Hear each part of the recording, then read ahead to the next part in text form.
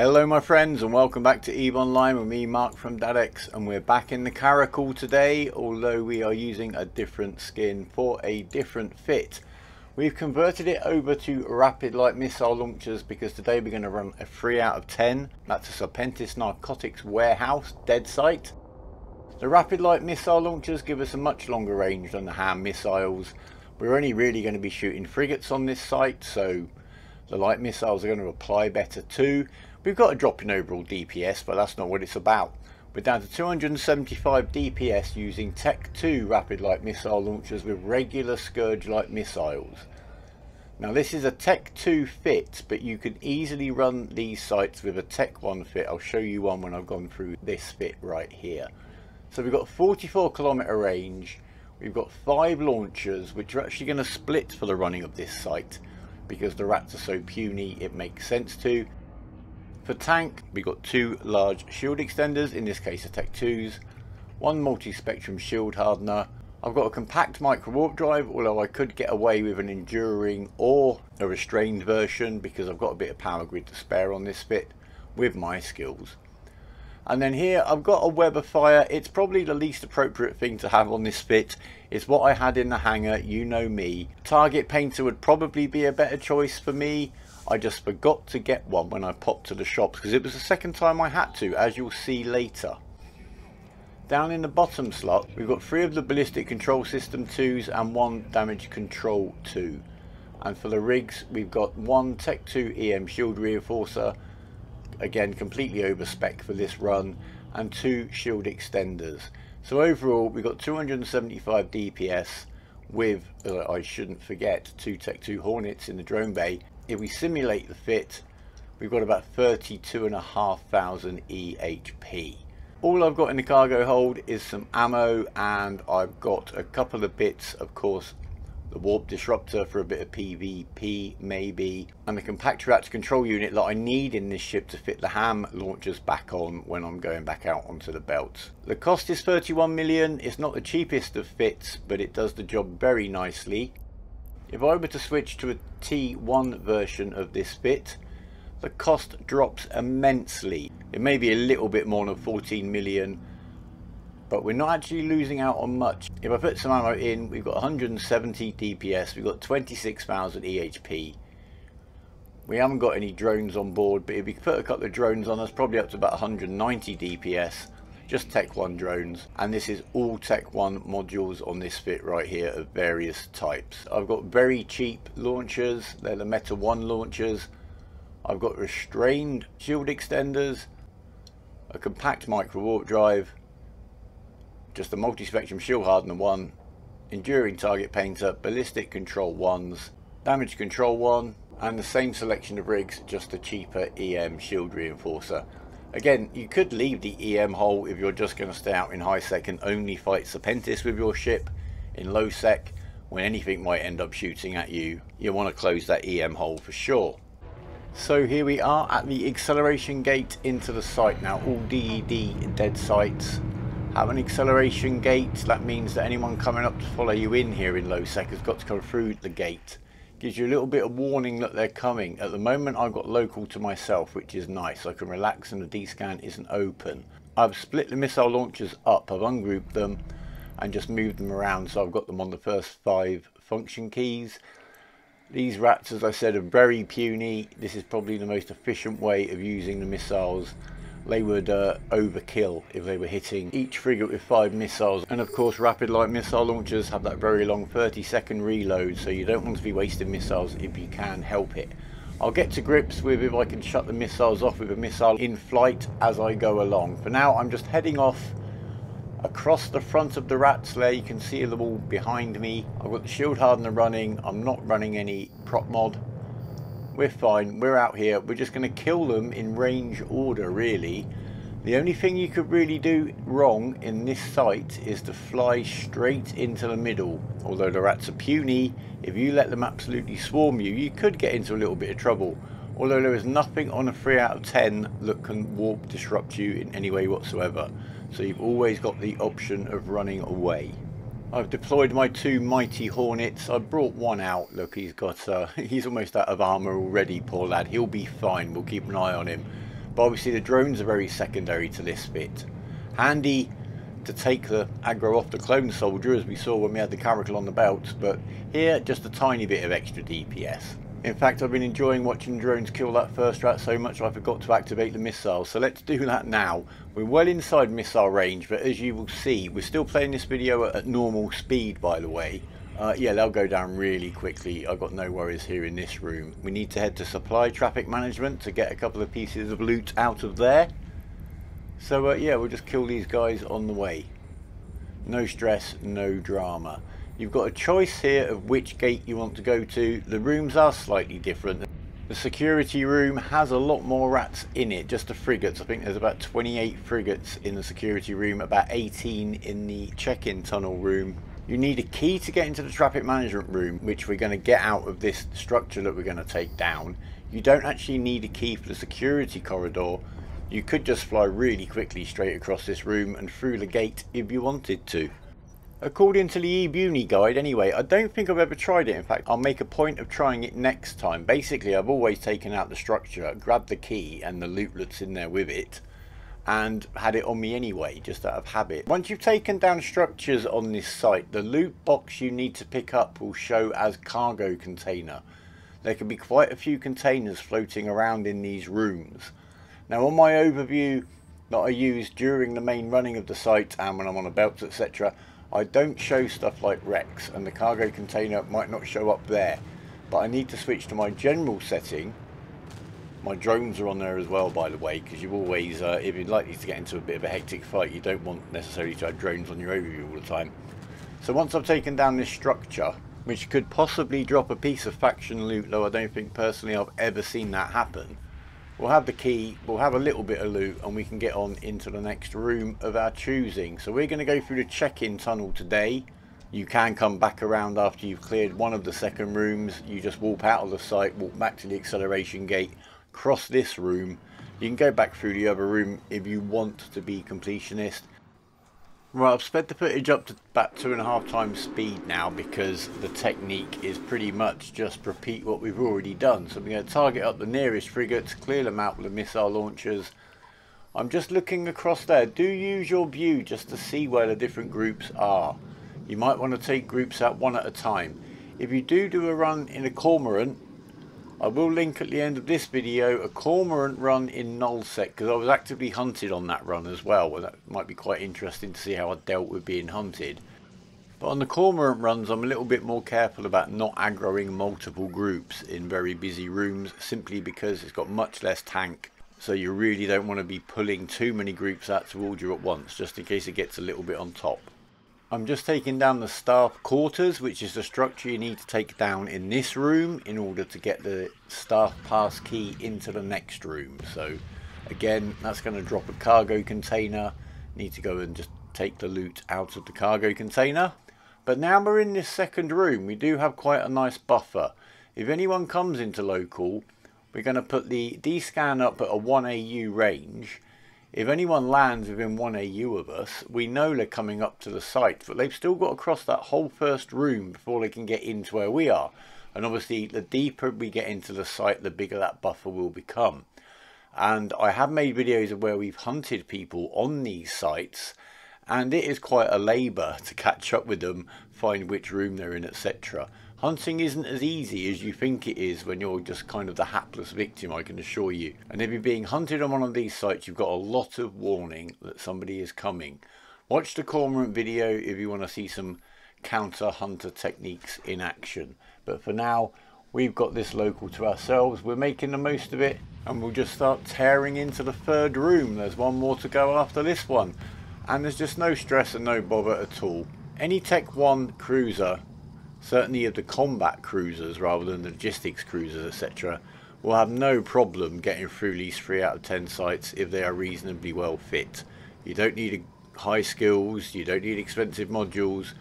It's all about range control at the end of the day, and making sure that you just don't take much damage, but you can still project your own onto the rats. With a destroyer, you're much less of a target. It takes a little bit longer. We'll review the comparative times at the end of the video, but a cruiser should get through these sites all day long with no problem. One thing I did forget to mention is it's a good idea to take out sentry towers, whether they're missiles or gun batteries, early on, because they probably got quite a long range, a much longer range than the rats, so they will apply their damage much more easily than the rat ships. But apart from that, just kill them, kill what's ever closest basically, and control your range. I don't really orbit much, but I am orbiting right now. In this particular room there is one cruiser, the headmaster. Take him down, he could have some loot in him. And once you cleared this room, it's on to the fourth and final room. Now we have been joined in local, and I put my D-scan up, and there is a heron. Heron doesn't seem very threatening at all, but if the heron is scanning, the heron may well find the site that I'm on.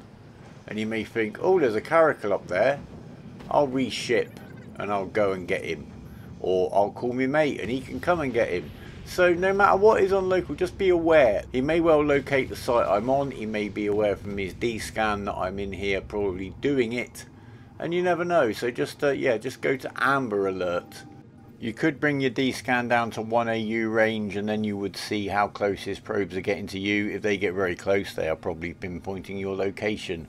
But I don't really worry about that. But right now it's time for the skin giveaway, and we have this very handsome Hecate scope syndication skin. Looks absolutely lovely on this hull. It's really nice, I think. They're worth about $500 million last time I checked too. In case you don't want to use it, you can just sell it. Comments down below, how do you get on with the sites? Do you have any luck finding them? If you fly in a mast low sec, do you find 3 out of 10s, and where? Please let me know.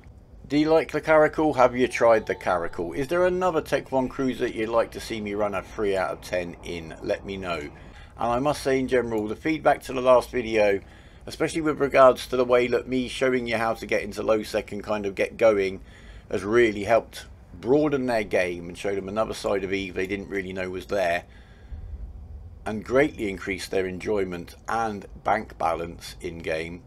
Yeah, it's all good. Really encouraging. Thank you very much. Always good to hear your stories. And of course, remember to leave your in-game name in your comment to be included in the giveaway. So here we are landing in the fourth and final room. It's us with 31 frigates, 1 cruiser and 3 sentry guns. So we're just going to start working our way through them. Now again, you can see that these rats are in definite groups. The loot is in the supply stronghold structure. You could fly straight in and start hitting that. It's got a lot of hit points, and as soon as you hit it, it will aggro everything in the room. So if you want to try and blitz this, you're going to need a tanky ship, that's for sure. Maybe we'll give that a go one day too, eh? If you've ever actually blitzed this room, please let me know what ship you did it in. I'm sure it was probably an assault cruiser or something of that ilk.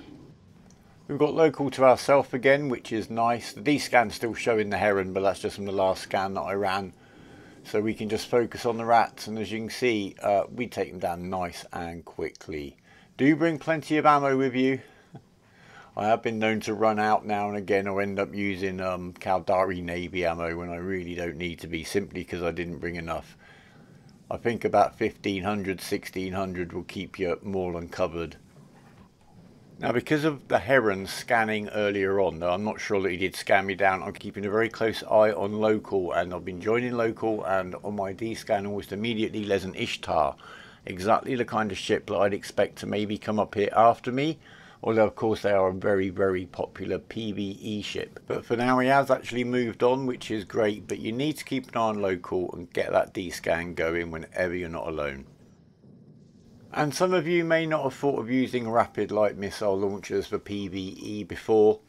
They do seem to have a bit of a reputation just to be a PvP module, but no, I don't agree with that at all. You do have the drop-in DPS obviously when you're reloading, but the burst DPS you're getting when it is firing more than compensates for that. Overall you do get higher DPS from the rapid lights even with the reload. And really it's with bigger rats. These frigates are not a good example, but with bigger rats, the fact that you can pump missiles into them very quickly means that you can break their tank. And that's really the advantage that you get. Same in PvP. Now you can get caught out by the reload. I've been in lots of fights where I've missed out on getting the kill shot because I'm in my reload when it goes down. But is that a big deal to me? No, not at all. It's quite funny actually, because it happens so bloody often. There can be times when you come a right cropper because of it.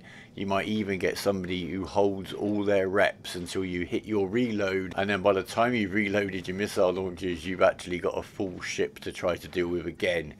Fight's probably not going to go your way if that happens. But there you go, you've got to try, haven't you? And who knows, maybe Lee only had enough capacitor to pull that stunt once. So yeah, keep plugging away, never give up. Right, it's just us and this structure now, which it takes ages to kill. I think at some stage I might actually switch to rage missiles just out of frustration. The Ishtar is back on my D-scan. I'm going to keep an eye on him. I'm going to bring down my D-scan range just to make sure he doesn't come anywhere up near the site. And he doesn't, so whatever, yeah. Check out that cormorant video that will be linked at the end of this one to see what happens when the combat probes are coming for me. We just got to grind this thing down. Now, as for the loot drop, you could get a Daredevil blueprint copy. Not worth as much as they used to be since the industry changes, but still nice. You can get faction modules. You can get junk, I have to be honest. There's sometimes you don't get much more off these than you do off those rubbish belt rats. You might spend a little bit of time clearing one of these sites and come away with about 4 million. But there's always that opportunity to get much, much more. So let's see what we get today. The way I've used the launchers all split up for this run, the reloads are absolutely all over the place. Ideally, you'd have these all synced up with rage ammo in before you started hitting this structure. You'd probably still need a reload, but there you go. But we are grinding him down. He's down. Let's see what we got. Remember, again, it's a cargo container, named cargo container we are looking for in case there's a bit of clutter around. And let's see. Does the loot fairy like me? Come on.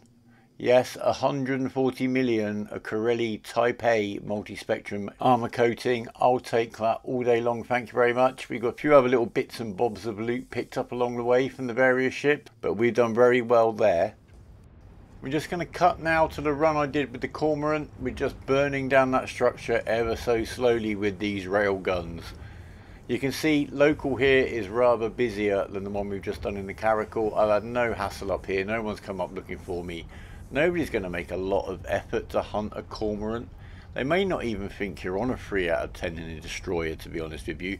This was an escalation, so the only way of finding me is to use combat scanner probes. You see them coming on your D-scan and you take evasive action, as you will see in that other video. So this time we've got an armor repairer. Only 29 million's worth, but that's still good, and only 29 million. That is basically a couple of cormorants or the value of the Caracal. So even a bad drop is a good drop. There can be rubbish drops, as I said. Time wise, the Caracal run took about 25 minutes beginning to end, and the Cormorant took about 30 minutes, so not a lot in it.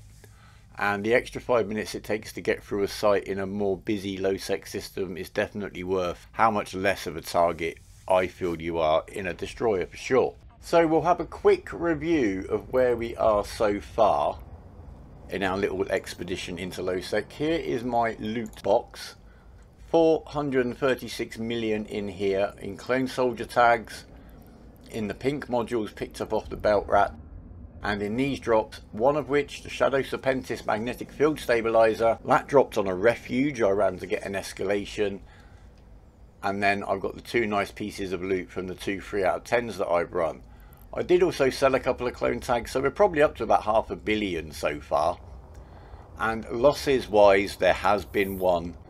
I popped out to sell some loot, I picked up some ammo, I came back into my Cormorant straight into a gate camp of a Gnosis and an Executor, giving him some Logi support and also no doubt some sensor booster boosts. And he took me out 22 million loss, and we've made 500 million. That is more than acceptable. We can almost write that off as a travel expense. As you can see, I just had a selection of ammo and the target painter. So I just basically came back, waited 10 minutes, went back out in a pod, bought and built another Cormorant, got the shopping again, came back in, forgot the target painter. Anyway, my friends, that's about it for now. Leave us a like if you've liked it, please. Comment with your in-game name if you want a chance at winning one of those fine Hecate skins. Let me know any of your EVE adventures, what ship you like to use, etc, etc. Subscribe and remember to hit that notification bell if you want to know when the next video is out, which should be at the weekend hopefully. And for now, my friends, remember, take care of yourselves and each other. Remember, even is believing. Fly brave. And for now, my friends, goodbye.